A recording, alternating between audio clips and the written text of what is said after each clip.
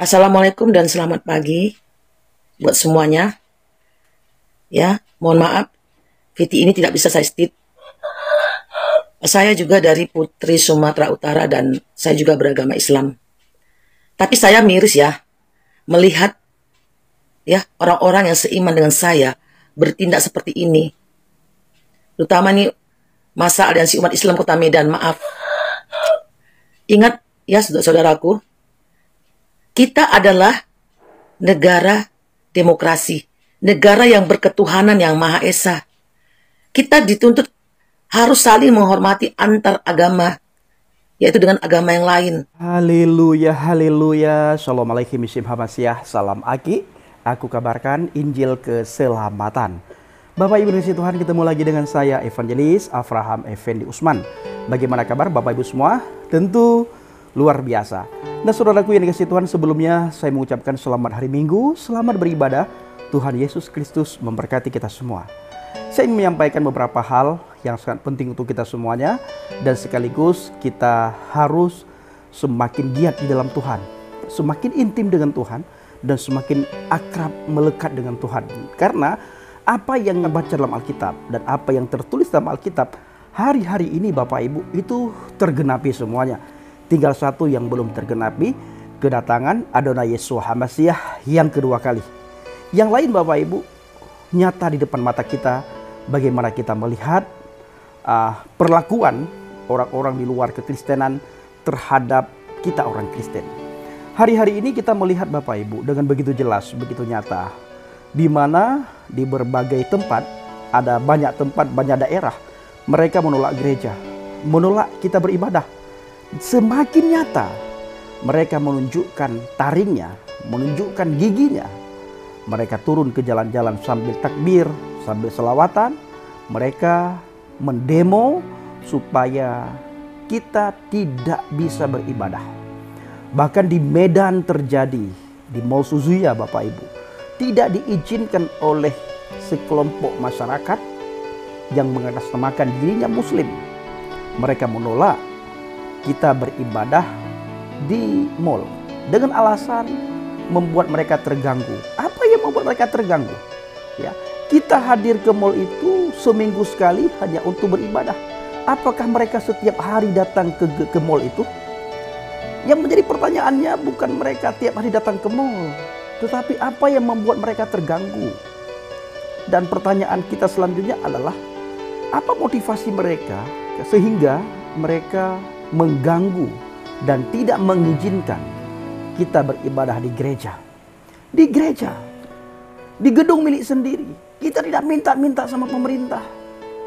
Dan kita tidak melakukan ibadah di jalan, di lapangan, tidak. Ada tempat yang sudah dipersiapkan, tidak diizinkan saudara, dengan alasan yang tidak jelas kalau menurut saya ya. Benar-benar alasan yang tidak jelas. Ketika saya menyaksikan mereka ramai-ramai melakukan demo untuk menolak umat Kristen beribadah. Dalam hal ini saudaraku, ternyata ada banyak sekali juga dari pihak Muslim yang ikut mengomentari orang-orang yang melakukan demo terhadap orang Kristen yang beribadah. Mari kita saksikan sama-sama bagaimana komentar teman-teman dari Muslim terhadap orang yang melakukan demo supaya orang Kristen tidak beribadah di tempat yang sudah dipersiapkan. Ya, mari kita saksikan sama-sama. Selamat pagi buat semuanya. Ya, mohon maaf, Viti ini tidak bisa saya state. Saya juga dari Putri Sumatera Utara dan saya juga beragama Islam. Tapi saya miris ya, melihat ya orang-orang yang seiman dengan saya bertindak seperti ini. Terutama nih masa Aliansi Umat Islam Kota Medan, maaf.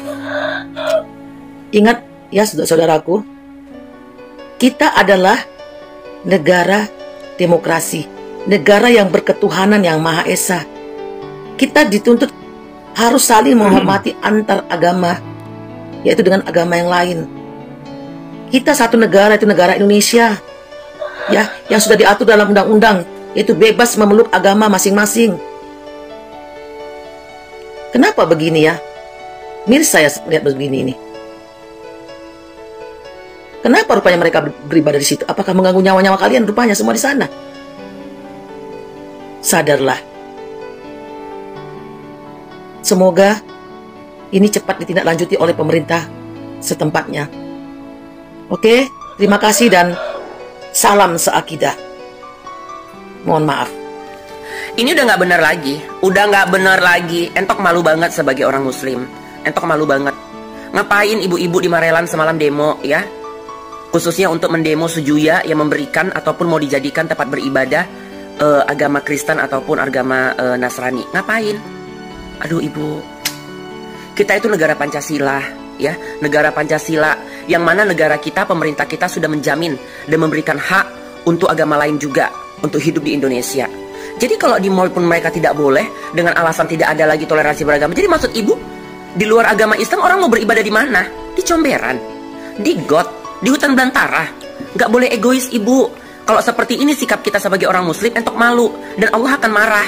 Ini dia ada duit daripada mengganggu halayak ramai, daripada di tempat-tempat yang gak jelas. Salah, di demon, di pinggir jalan salah, di pemukiman salah, di mall salah. Aduh, bu, entok juga orangnya fanatik. Dan entok itu tidak akan pernah berkolaborasi dengan agama apapun. Di mall kan tempat etikanya. Jadi mereka mau di mana ibu? Mau di mana? Kenapa rupanya? Emang Sujuya itu rumah ibu, mall ibu? Ya gak ada masalah lah. Orang bukan kita mau beribadah kok ke Sujuya. Kita juga ke Sujuya mungkin seminggu 2 kali belanja ataupun nonton. Ya biar aja lah orang itu selebihnya mau beribadah. Aduh. Kalau kayak gini memang banyak lah nanti akan bencana ya. Pantasan negara ini seperti nggak pernah ada kebaikan selalu. Karena memang hati manusianya pembenci. Merasa sok berkuasa dalam hal yang nggak penting. Miris. Miris sekali, malu, entok malu. Entok orangnya nggak cocok kalau seperti ini. Orang mau berbuat baik itu urusan dia. Benar atau salah, mau agama itu, mau agama apa urusan dia. Mau dia mensekutukan Allah itu urusan dia. Intinya dia punya etika yang baik. Dia juga punya hak sebagai manusia untuk menentukan jati dirinya sendiri.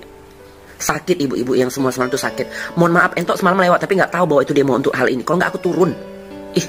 Kalau nggak tahu dari TikTok entok nggak paham, sumpah. Kalau di kasus intoleran itu berbeda sekali dengan wali kota Solo, jomplang. Padahal Pak Wali Kota, Pak Bobi Nasution ini adalah menantunya presiden gitu loh. Seharusnya Bapak bisa juga lah melanjutkan apa yang dikatakan oleh Bapak Jokowi, terutama di isu-isu intoleransi ya. Kayak gitu, keluarin aja surat rekomendasinya. Emang kenapa sih Pak? Apa sih yang Bapak takutin? Masa sama preman aja berani berantem di jalanan kok ngeluarin surat rekomendasi doang? Susah banget. Apa nggak kasihan lihat orang pengen beribadah di jalan-jalan kayak gitu Pak? Medan itu sudah biasa kan berdampingan dengan agama minoritas. Lalu kenapa ada kasus-kasus seperti ini datang dari Medan? Ayo dong, Bapak Bobi ya. Kalau saya nggak usah protes gubernurnya lah ya, karena saya nggak anggap, bahkan saya lupa namanya siapa. Salam toleransi, Nusantara harga mati. Apa Timur Tengah itu gagal jadi negara? Orang Islam ini susah diajak bernegara. Susah. Orang Islam ini paling gampang diajak memberontak. Orang Islam itu kan baca Al-Quran. Al-Quran itu imamuna. Dalam Islam itu Al-Quran adalah imamku. Jadi kalau orang Islam itu baca Al-Quran, itu seperti mendapat perintah langsung. Dan dia nggak mau ada negara yang menjembatani ini.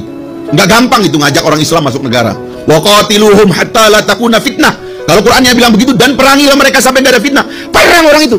Berat orang Islam ini diajak untuk menerima negara. Nah, di Indonesia ini capek para ulama ini. Udah nyeret ini kesultanan Islam ini datang menerima republik, ya sudah. Ini yang menurut saya, khawatir saya, ada yang rawan ini, yang memprovokasi seolah-olah ini belum final, padahal ini udah dianggap final. Tiba-tiba sampai di Indonesia hari ini, ada yang ingin memecah belah kita.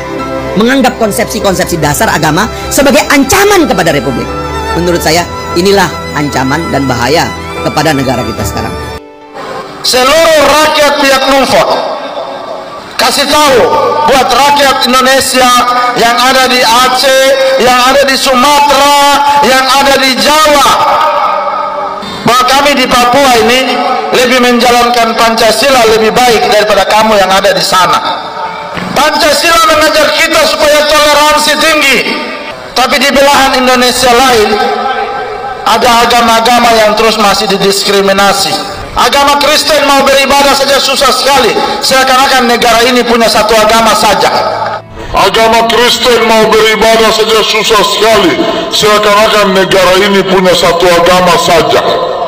Agama Kristen mau beribadah saja susah sekali, seakan-akan negara ini punya satu agama.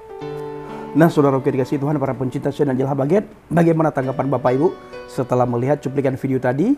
Dan ketika saudara menyaksikan sama-sama bagaimana dari pihak Muslim ikut mengomentari terhadap sekelompok orang yang menolak hadirnya gereja, menolak orang Kristen beribadah. Kita tidak pernah mengganggu orang dengan ibadah kita, Bapak Ibu, dan tidak pernah sedikit pun terusik orang-orang yang ada di sekitar kita dengan kita beribadah. Ini kita tidak pakai toa, saudara. Bagaimana seandainya kita pakai toa? Ya, bagaimana seandainya ketika kita beribadah kita pakai toa? Bapak Ibu tahu ya apa yang akan terjadi? Dan itu juga saudaraku, ada beberapa dari kalangan mereka yang begitu luar biasa di sana. Mereka mengomentari orang-orang yang ikut demo. Nah, saudaraku yang dikasihi Tuhan, para pencinta channel Baget, saya ingin membacakan beberapa firman Tuhan untuk kita semuanya, sehingga firman Tuhan ini bisa kita hidupkan dalam kehidupan kita. Karena ini adalah perintah langsung daripada Adonai Yeshua HaMashiach. Di dalam Injil Yohanes 15 ayat yang ke-12, inilah perintahku, yaitu supaya kamu saling mengasihi seperti aku telah mengasihi kamu. Tidak ada kasih yang lebih besar daripada kasih seorang yang memberikan nyawanya untuk sahabat-sahabatnya. Kamu adalah sahabatku jikalau kamu berbuat apa yang kuperintahkan kepadamu. Kamu adalah sahabatku. Kita semua adalah sahabatnya Yesus jikalau kita melakukan segala sesuatu, jikalau kita melakukan semua yang diperintahkan oleh Yesus. Aku tidak menyebut kamu lagi hamba, sebab hamba tidak tahu apa yang diperbuat oleh tuannya. Tetapi aku menyebut kamu sahabat, karena aku telah memberitahukan kepadamu segala sesuatu yang telah kudengar dari Bapa-Ku. Bukan kamu yang memilih aku, tetapi akulah yang memilih kamu. Dan aku telah menetapkan kamu supaya kamu pergi dan menghasilkan buah, dan buahmu itu tetap.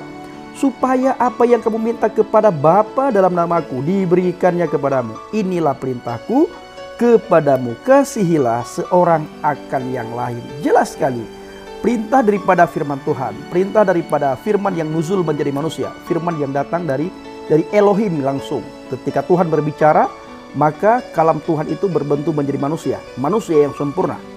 Ya, maka ketika perintah itu datang daripada firman, dan kita wajib mentaati perintah firman. Karena Yesus dan Bapa itu adalah satu. Ana wal abi wahid. Aku dan Bapa adalah satu. Jikalau kita melihat Yesus, maka kita melihat Bapa yang mengutus Yesus. Maka dari itu Bapak Ibu dikasihi Tuhan, tidak ada satupun yang bisa memisahkan antara Yesus dan Bapa. Orang-orang di luar kekristenan, hal ini tidak akan bisa mereka pahami, dikarenakan mereka tidak membaca keseluruhan daripada Alkitab, dan mereka tidak mau belajar, dan tidak disertai dipimpin oleh kuasa Roh Kudus, tidak dipimpin oleh Roh Kudus, tidak dipimpin oleh Roh Tuhan itu sendiri. Maka setiap orang yang melihat Alkitab dengan pikirannya, dengan udelnya, orang itu tidak akan bisa memahami firman Tuhan, karena orang tersebut melihat Alkitab dengan kacamatanya, bukan dengan kacamatanya Tuhan. Ini adalah kalamnya Tuhan, buah pemikiran daripada Tuhan. Maka kita ketika membaca firman Tuhan, kita harus minta supaya Roh Tuhan membimbing kita, memberikan pengertian kepada kita, sehingga kita bisa memahami, bisa mengerti makna yang terkandung di dalam firman Tuhan ini. Kita bisa paham, kita bisa tahu apa itu isi hati Tuhan, apa itu buah daripada pemikiran Tuhan. Kalau tidak Bapak Ibu, tidak ada bedanya kita dengan orang-orang dunia, dengan orang-orang yang menolak kekristenan. Ya, Yesus katakan, jikalau kamu melihat aku, maka engkau melihat Dia yang mengutus aku. Betapa bahagianya kita orang Kristen Bapak Ibu, karena segala sesuatu yang kita lakukan berdasarkan apa yang tertulis dalam Alkitab. Dan apa yang tertulis dalam Alkitab itu adalah buah pemikirannya Tuhan. Dan kita bisa paham, kita bisa tahu, kita bisa mengerti, karena firman Tuhan yang kita baca ini sudah diterjemahkan ke dalam berbagai bahasa Ibu. Sehingga kita bukan saja pinter membaca, pinter mengucapkan, tetapi kita tidak tahu. Kita tahu membaca dan kita tahu maknanya, lalu kita mudah melakukan, mudah memahami. Kenapa? Karena sudah diterjemahkan ke dalam berbagai bahasa Ibu, saudara. Nah, Bapak Ibu yang kasih Tuhan, para pencinta syariat Baget, inilah perintah Yesus, perintah firman Tuhan kepada kita semuanya, agar kita saling mengasihi satu sama yang lain, seorang akan yang lain. Di sini tidak dikatakan oleh firman Tuhan kita mengasihi orang yang seiman, orang yang satu gereja, orang yang satu organisasi, orang yang satu sinode dengan kita. Tidak. Tetapi di sini dikatakan, kasihilah seorang akan yang lain. Sekalipun dia tidak seagama, tidak seiman, tidak seakidah dengan kita, tidak sepemahaman dengan kita, kita harus mengasihi. Nah, berbeda dengan yang lain Bapak Ibu. Orang lain tidak seperti yang diperintahkan oleh firman Tuhan. Kenyataannya kita lihat seperti itu. Walaupun mereka berkata, Tuhan kami juga mengajarkan kami seperti itu. Tetapi kenyataannya yang terjadi di lapangan tidak seperti yang sering kita dengar. Berbeda sekali yang sering kita dengar dengan yang terjadi di lapangan. Maka Tuhan menuntut kita supaya kita, apa yang kita baca, apa yang kita dengar, apa yang kita lihat, itu yang harus kita lakukan di lapangan. Kiranya video singkat ini menjadi berkat bagi kita semuanya. Shalom alaikum bishim hamasyah. Salam aki. Aku kabarkan Injil keselamatan. Bapak Yahweh bishim Adonai Yesus hamasyah. Waruh Hakodes memberkati kita semua. Haleluya. Amin. Salam murtadin.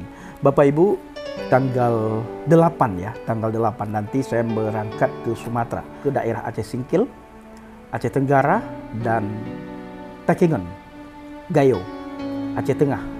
Dukung dalam doa dan bawa pelayanan ini ke dalam doa sahabat saudara, karena ke sana saya melakukan penginjilan serta mengajarkan Islamologi, menguatkan anak-anak Tuhan di sana sehingga iman percayanya kepada Tuhan tidak bimbang. Dan ketika datang para guru palsu ke tengah mereka, ke tengah anak-anak Tuhan, mereka bisa bertanya jawab dengan para nabi palsu dan guru palsu. Inilah yang kita lakukan di pedesaan, di pedalaman, serta pelayanan yang akan kita lakukan nanti di Sumatera. Dukung dalam doa. Terima kasih.